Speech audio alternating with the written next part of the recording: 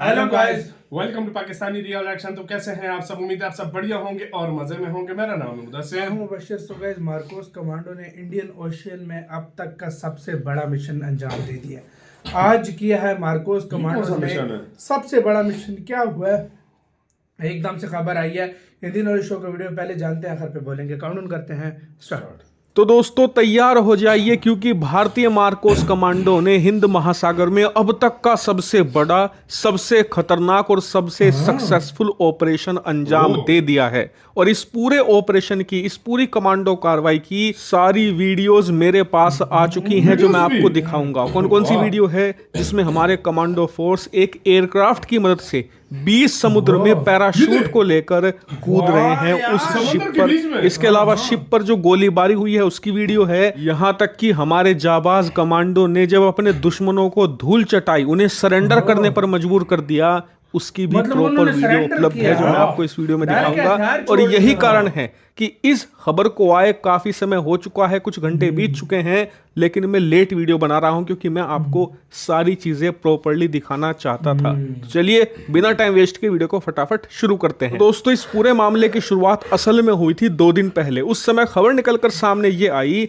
कि एक European ship है जिसका नाम है MV रियून। असल में ये एक बुल्गारियन शिप था, इसका मालिक एक बुल्गारियन व्यक्ति था, यानी कि यूरोपियन। और अब से 2 दिन पहले इस शिप पर सोमालिया के जो पायरेट्स थे, डाकू थे, उन्होंने कब्जा कर लिया था। हालांकि ये तो पता चल गया था कि इस बार जो पायरेट्स हैं वो बहुत ही बड़ी संख्या में हैं। जो अमूमन होता है ना कि एक शिप पर कब्जा करने के लिए 10-12 पायरेट्स काफी होते हैं, लेकिन रिपोर्ट आई थी कि MV रियून पर कब्जा करने में दर्जनों इस प्रकार के डाकू शामिल थे। जैसे ही ये खबर निकलकर सामने आई कि MV रियून पर कब्जा कर लिया गया है, तो हिंद महासागर में जितनी भी नौसेनाएं ऑपरेट करती हैं, चाहे वो भारतीय नौसेना हो, अमेरिकी नौसेना हो, ब्रिटिश नौसेना हो या फिर बाकी देशों की नौसेनाएं हो, सब एक्टिव हो गई और खोज में लग गई। लेकिन क्योंकि पूरे हिंद महासागर में भारतीय नौसेना का सिक्का चलता है, इसीलिए जब सब थक हार कर बैठ गए तो भारतीय नौसेना ने भी ऑपरेशन चलाया और भारतीय नौसेना ने सबसे पहले इस शिप को ढूंढ लिया।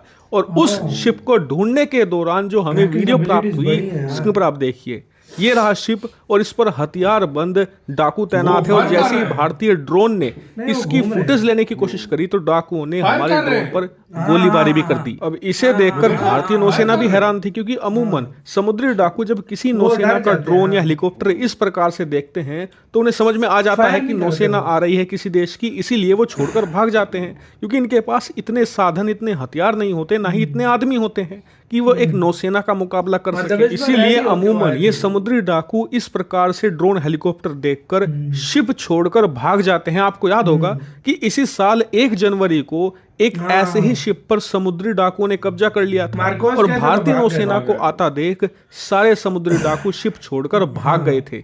लेकिन इस मामले में ऐसा नहीं हुआ। क्यों नहीं हुआ? इसके 2 कारण थे। पहला ये कि इस शिप पर 10, 15 या 20 डाकुओं ने कब्जा नहीं किया था, करीबन 35 थे ऐसे समुद्री डाकू जिन्होंने इस पर कब्जा किया था, यानी कि उनके पास प्रॉपर आदमी थे। और दूसरी बड़ी बात, उनके पास मजबूत हथियार भी थे जिससे कि वो मुकाबला करने की सोच रहे थे। और इसी को देखते हुए भारतीय नौसेना ने सोचा कि इनका इलाज तो अब करना ही पड़ेगा। इसीलिए भारत ने क्या किया, एक ऑपरेशन लॉन्च किया, जिसके तहत हमने तय ये किया कि इस बार अपनी कोई शिप नहीं भेजेंगे इस शिप के करीब। हम क्या करेंगे, हम पैराशूट के जरिए अपने कमांडो फोर्स को ड्रॉप करेंगे इस शिप के करीब या इसके ऊपर। और हमने ऐसा ही किया। जैसे कि आप स्क्रीन पर देख सकते हैं, कुछ इस प्रकार से जो C-17 हमारा ट्रांसपोर्ट एयरक्राफ्ट है, उसे इस शिप के ऊपर उड़ाया गया, उसके करीब। और फिर वहां से हमारे कमांडो फोर्स की जो बोट थी उसे भी पैराशूट के जरिए गिराया गया।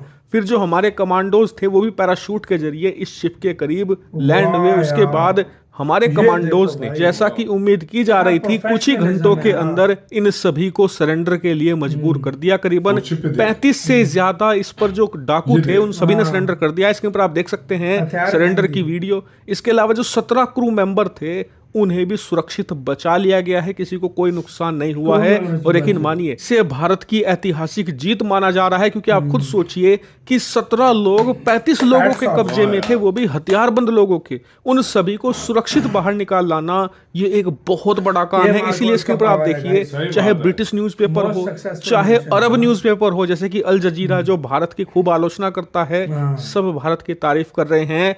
अमेरिकी तारीफ मीडिया बनती में है तो भाई। इस समय वाकई मार्कोस दुश्मन भी कमांडो तारीफ छाए कर हुए रहे हैं हैं। आज, हाँ। वो पूछ रहे हैं कि ये मार्कोस कौन है जो ऐसे खतरनाक ऑपरेशन अंजाम देते हैं। हर लेकिन बार आ मानिए जाते अगर आप हैं। ट्विटर यानी कि जो अब एक्स के नाम से कहलाता है उसे अगर आप देखेंगे, वहां मार्कोस सर्च करेंगे तो लिटरली मार्कोस कमांडो ट्रेंड कर रहे हैं। यानी कि पूरी दुनिया में इनकी चर्चा हो रही है, इनकी बहादुरी के किस्से गाए जा रहे हैं। और आप यकीन कीजिए, बस कल तक का इंतजार करें जब दुनिया भर से इस पूरे ऑपरेशन पर प्रतिक्रियाएं आएंगी। वो रिएक्शन भी मैं आपको कल बताऊंगा। लेकिन फिलहाल हमारे मार्कोस कमांडो की बहादुरी पर 2 शब्द तो बनते हैं, कमेंट करके जरूर बताइएगा यार लाजमी लाइक ठोको यार उनके लिए, और एक कमेंट उनके बारे में लिखो। आप भी लिखो आज यार। जिसने ना लिखा ना यार, वो समझो कि प्यार ही नहीं करता यार। यार मैं मानना कहता हूँ, पड़ेगा। और ये सैल्यूट मिशन है। बहुत मुश्किल था। सैल्यूट है। देखो मुश्किल तरीन बोटें फेंकी, हाँ, पैराशूट के जरिए। उन्होंने बोटें फेंकी हैं सीधे फिर ऊपर खुद से, पैराशूट ऐसा के जरिए उतरे। वो लोग उधर झुक गए। हाँ भाई सोमाली पायरेट्स भी बोलते होंगे, जहां पर भी लूटने जाते हैं इंडियन नेवी आके आ जाती है वाकई में। कभी यार, मार्कोस मानना आ जाते हैं, कभी नेवी आ जाती है। हमारा मतलब हमें ये कुछ करने ही नहीं दे रही भाई। यार और बाकी दुनिया यार के देखो, अमेरिका ब्रिटेन उनको सारे नहीं ढूंढ मिला, रहे हैं, किसी को नहीं मिला उनको। इंडियन लेकिन ओशन का बादशाह इंडियन कौन? ओशन का बादशाह कौन है? फिर इंडिया। उन्होंने कहा हम ढूंढ कर सही बात दिखाएंगे। है, सही बात है। पहले ढूंढा, मेरे ख्याल से पहले उनको चेक किया, उन्होंने ड्रोन के ऊपर फायर कर दिया।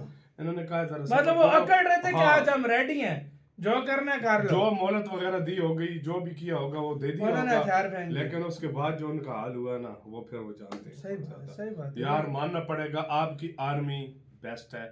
आप लोगों ने बहुत कमाल का उन्होंने ऑपरेशन करके पूरी दुनिया को दिखाया है कि हम किस तरह ऑपरेशन करते हैं। पर प्रोफेशनल आर्मी दिखाई है कि हम किस तरह। और मार्कोस का डंका बज गया पूरी दुनिया में भाई। और अब वाकई ये भाई की बात ठीक है, अब कल पूरी दुनिया से देखना, बल्कि आज से ही देखना के लोगों ने जो ना कितनी तारीफ बने। दुनिया हैरान है कि अभी तक हम नेवी सील सुनते थे अमेरिका की। हाँ, नेवी सील का नाम ही दब गया और आजकल सिर्फ और मार्कोस सिर्फ एक ही नाम चल रहा है, मार्कोस कमांडोज। मार्कोस कमांडोज तभी तो कहते थे मार्कोस कमांडोज दुनिया की सबसे एक पावरफुल स्पेशल फोर्स है। क्यों है? ये आपके सामने है। जहाज से ये आ रहे हैं, समंदरों से ये आ रहे हैं, समंदर के अंदर से ये आ रहे हैं, शिपों में ये आ रहे हैं। देखो भाई ये क्या मतलब? एक बात बताऊं, ये बहुत बड़ी बात होती है, जिगरा चाहिए इस चीज के। समंदर के अंदर तैर के वो गए होंगे, उनके सामने नीचे उनके उतारा, सामने वो से फायर कर सकते हिट करने का बहुत चांस है, बहुत लेकिन चांस होता है। अगलों का जज्बा चेक करो। लेकिन अगलों की हिम्मत चेक करो तो यार किस तरीके से उन्होंने आज किया। सारे मिलकर कुछ ना कुछ लिखो अपने मार्कोस कमांडो के लिए। आप लोगों का प्राइड है, आप लोगों के नाम डंका पूरी दुनिया में इस टाइम बज रहा है। यार लिखो कमेंट सेक्शन में जितना हो सके।